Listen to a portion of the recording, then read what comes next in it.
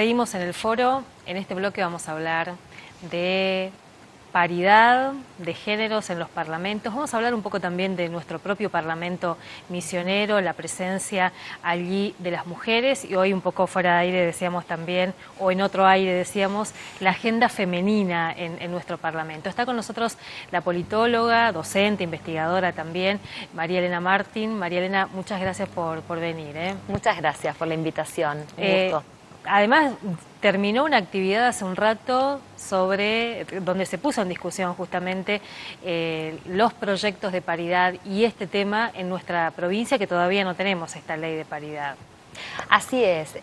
Hoy en la Facultad de Humanidades y Ciencias Sociales se realizó una jornada que se titulaba Paridad, una deuda de la democracia. Precisamente creo que es así, que la democracia se debe un debate mucho más inclusivo y se debe precisamente discutir el contrato fundante de las democracias, que tiene que ver con el contrato ciudadano, digamos, con la configuración de la ciudadanía. ¿Y qué entendemos por ciudadanía?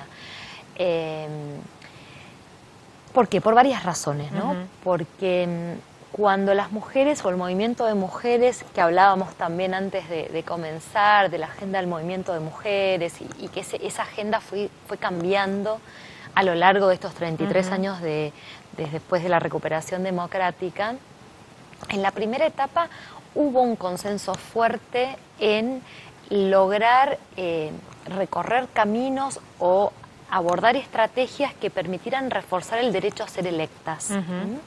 Y entonces fue el momento de trabajar fuertemente en la ley de cuotas o de cupo femenino.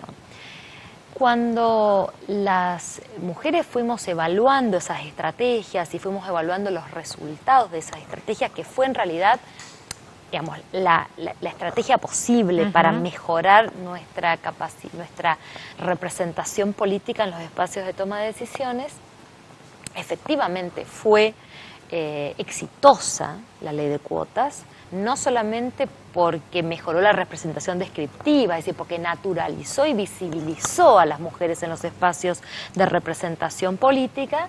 ¿Hasta el cupo cuántas éramos? Y en el Poder Legislativo Nacional no más del 5%. Y en la Cámara de Diputados de la provincia de Misiones, hoy mostraba un cuadro porque hice la reconstrucción desde el 55 a la fecha, y hubo momentos en que prácticamente era el 100% de representación masculina, o sea que llegaba al 1, 2%. En algunos periodos, lo mucho, llegaba al 12, al 15%. Recién se instala un porcentaje cercano al 30% luego de la implantación de las cuotas.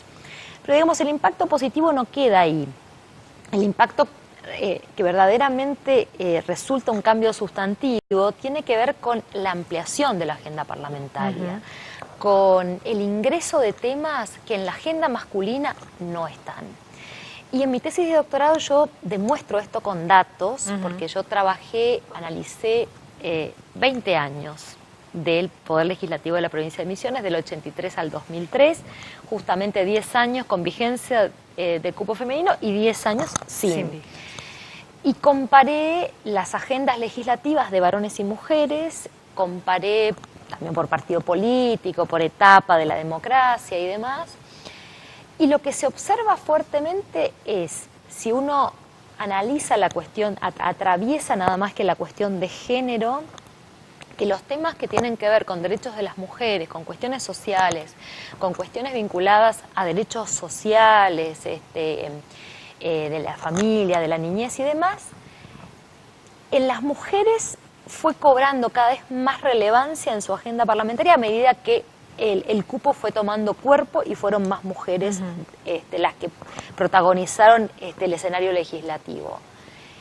En cambio, estos temas forman el último lugar en la agenda parlamentaria de los varones, tanto antes como después del cupo.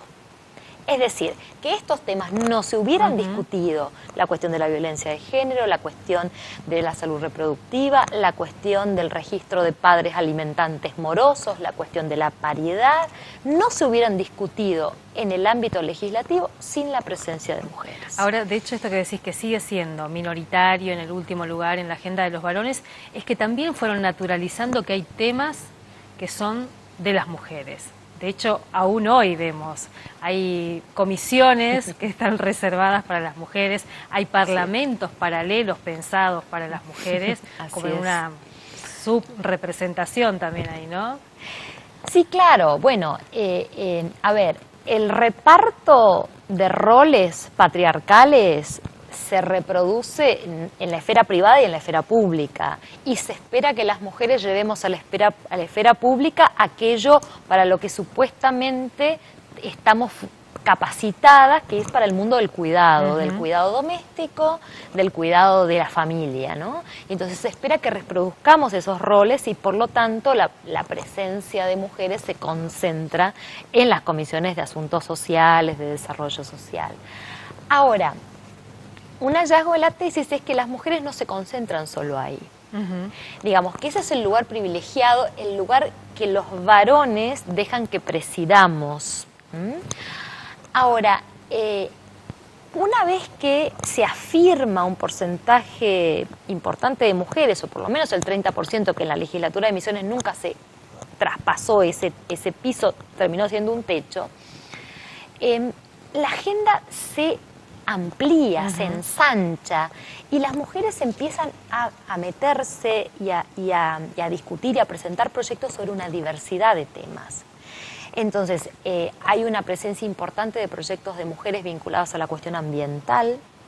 Ese es un rubro al que las mujeres han aportado mucho en la discusión parlamentaria en la provincia de Misiones. Siempre estoy hablando de este periodo que yo estudié del 83 al 2003, no del presente. Hay una presencia importante en las cuestiones, empieza a involucrarse en las cuestiones económicas, en la cuestión del turismo, por ejemplo. Es un tema en el que las mujeres han participado en esas discusiones. Es decir, empieza a aparecer después del cupo una presencia importante en una diversidad de temas.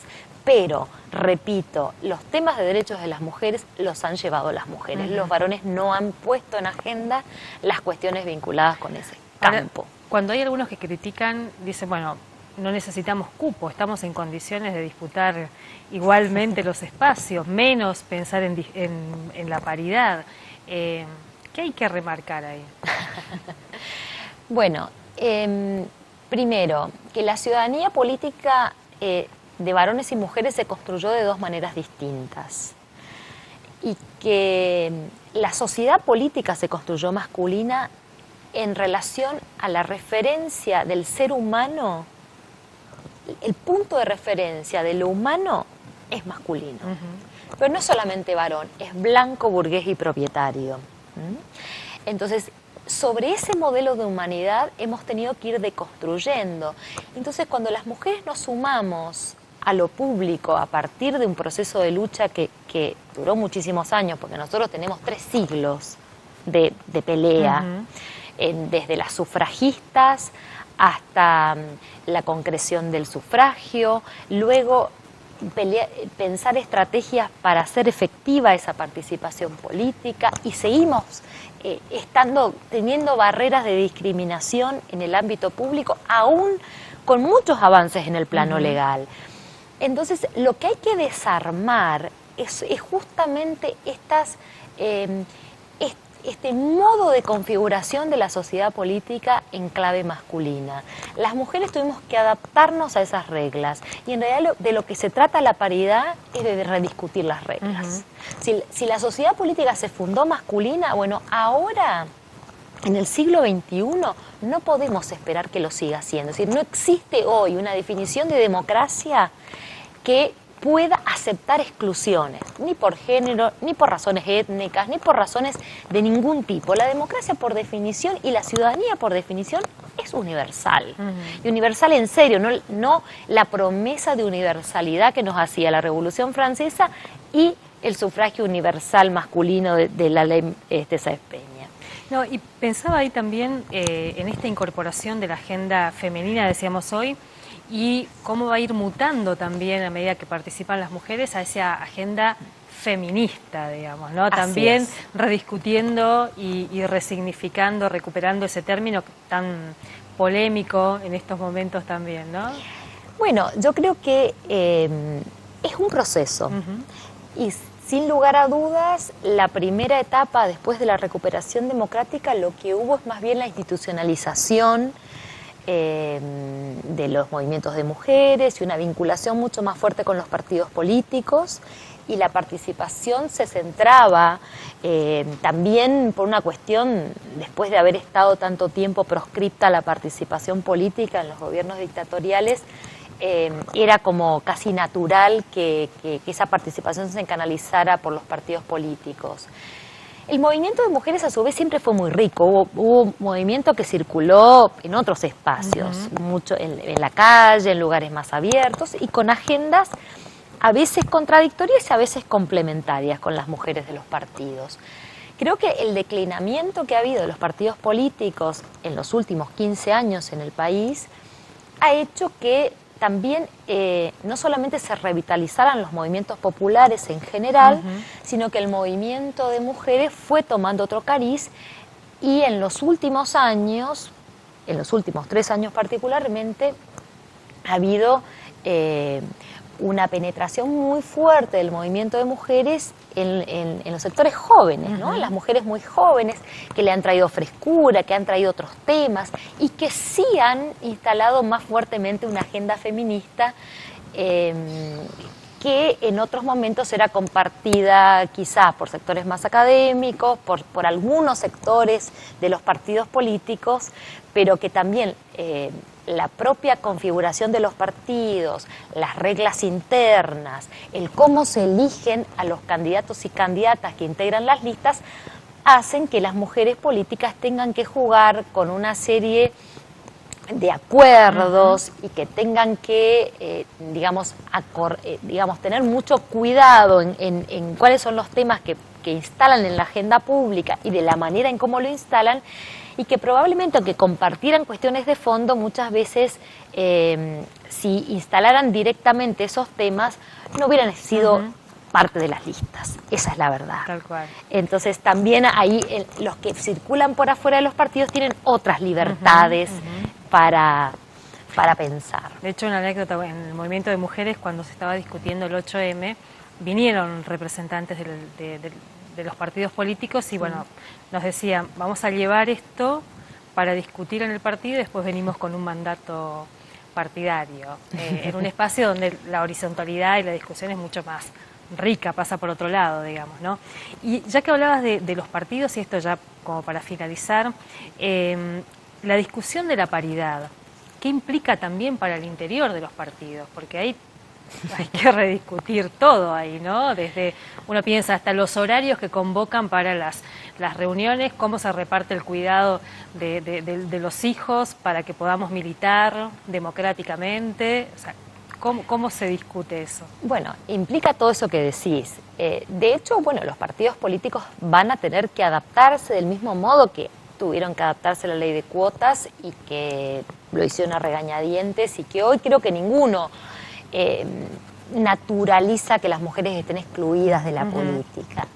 Lo que sí pone en juego la paridad es decir, bueno, las mujeres no somos un grupo, no somos una minoría, y las cuotas se pensaron para favorecer a las minorías que tenían dificultades de inclusión en el espacio público o en algunos aspectos puntuales, como por ejemplo los cupos en las universidades en algunos países, ¿no?